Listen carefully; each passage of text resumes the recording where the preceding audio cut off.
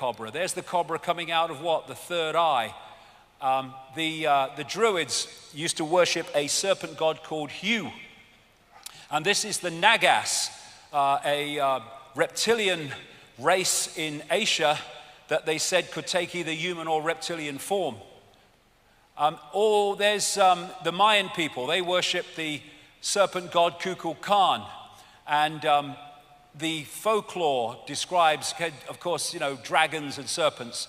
Then you've got the fairy stories of the prince turning into a frog, the frog turning into a prince. And what they call these reptilian bloodlines, which I'm going to come to, are the royal bloodlines, because they are the bloodlines of the gods. And of course, in the East, the dragon is a massive central point in their imagery. You find around the world this theme of part serpent, part human, all over the place, the duality of them.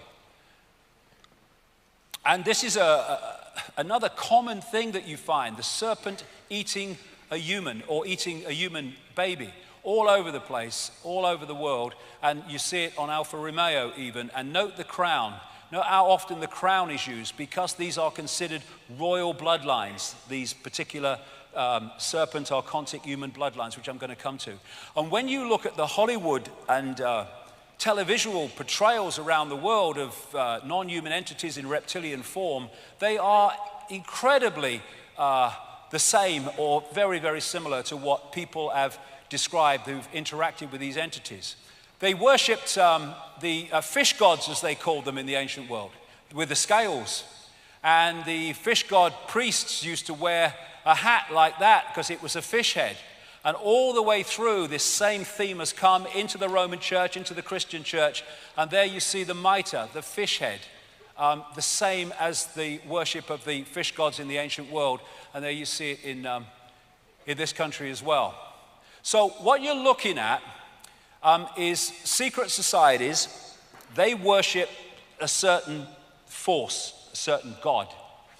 You get religion. They're worshipping a certain god. They think they're different gods, but actually it's the same gods.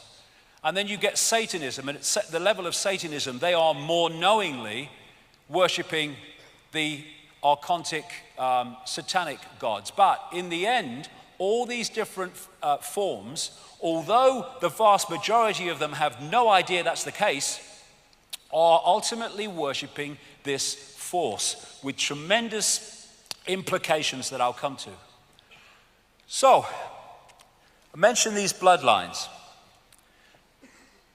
This archontic force does not operate in this dimension in the sense that this is not its frequency. So if it wants to pull it to be its frequency, but it can't be its frequency at the moment. So it needs a vehicle within visible light to work on its behalf while it works from the hidden.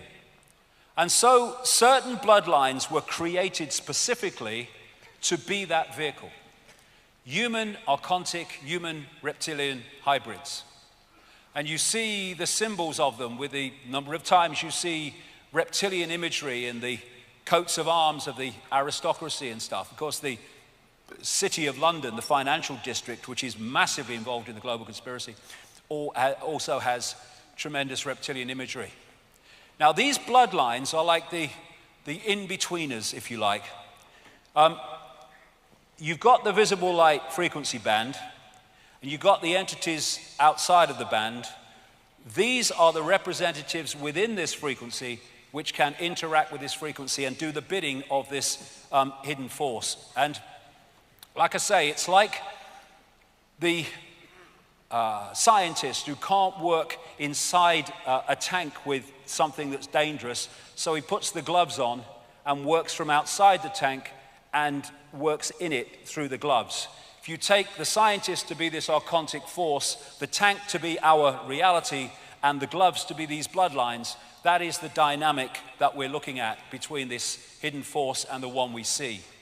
So what has been created is a hierarchy coming out of the hidden down into the seen to create and direct a society that generates maximum low vibrational energy and systematically imposes the virus upon our society more and more and more. And these bloodlines have a particular DNA. And what is DNA? It's an information field. And they, when they create hybrids and anything like that, they see it as a software program. They don't see it the way we see it.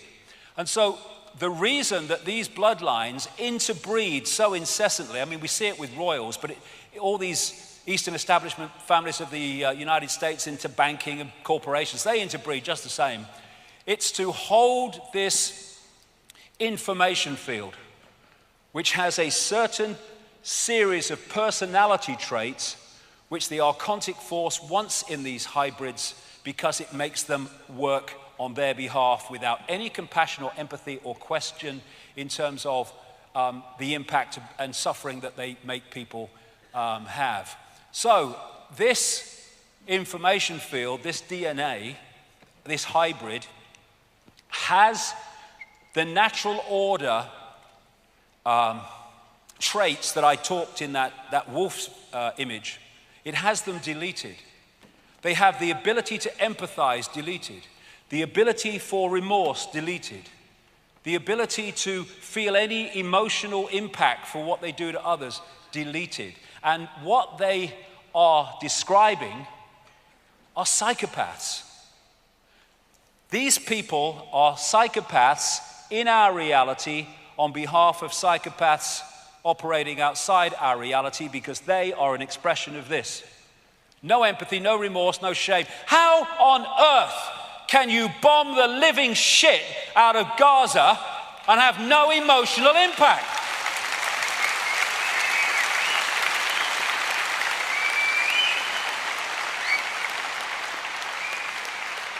How can you lie to justify the invasion of countries that kill and maim millions? How can you do that? Only if you have no ability to empathize and you have no emotional consequence for your actions. So, you think politicians are on the world? No, it's something very different, which the major politicians are an expression of. Some know, many don't.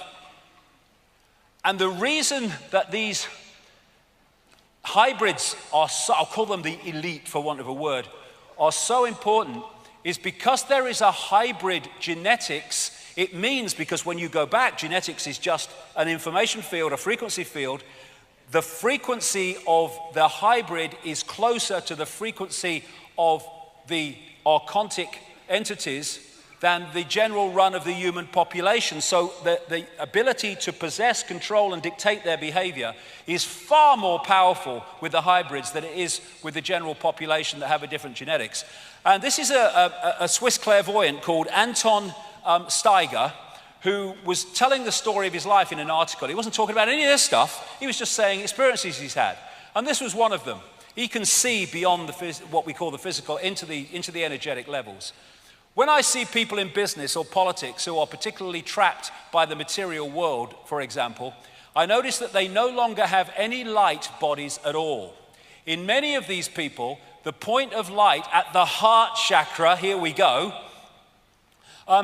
which is otherwise always present, is no longer visible to me. What do we call psychopaths? Heartless people. Instead, I see something like a layer of shiny tar around them, in which a monstrous being in the shape of a lizard can be distinguished. When such people speak on television, for example, I see a crocodile shape manifesting itself around the person like a concave mirror. I don't see the light of their throat and forehead chakra. And I've talked to people all over the world that can see beyond the physical, who don't describe exactly the same, but it's very, very similar in terms of this possession. There you go, there's one of them, look. It's just a trick of the light, don't worry.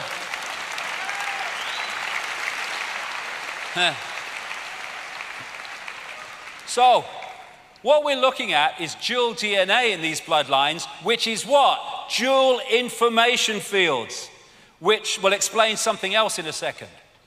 So these people appear to be one thing, but they're actually behind the facade of the human facade, something else. We're not from these parts.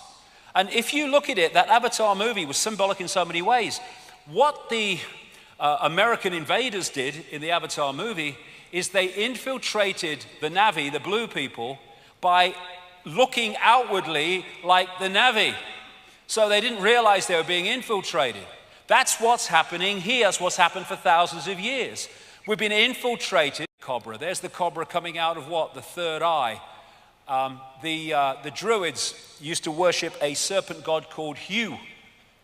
And this is the Nagas, a reptilian race in Asia that they said could take either human or reptilian form. All royal bloodlines, these particular serpent or archontic human bloodlines, which I'm going to come to. And when you look at the Hollywood and televisual portrayals around the world of non-human entities in reptilian form, they are incredibly the same, or the duality of them. And this is another common thing that you find, the serpent eating a human or eating a human baby all over the place, all over the world. And you see it on Alfa Romeo even. And note the crown. Note how often the crown is used, because these are considered royal, which I'm going to come to, are the royal bloodlines, because they are the bloodlines of the gods. And of course in the East, the dragon is a massive central point in their imagery. You find around the world this theme of part serpent, part human, all over the place. There's the Mayan people. They worship the serpent god Kukulkan, and the folklore describes, of course, dragons and serpents. Then you've got the fairy stories of the prince turning into a frog, the frog turning into a prince. And what they call these reptilian bloodlines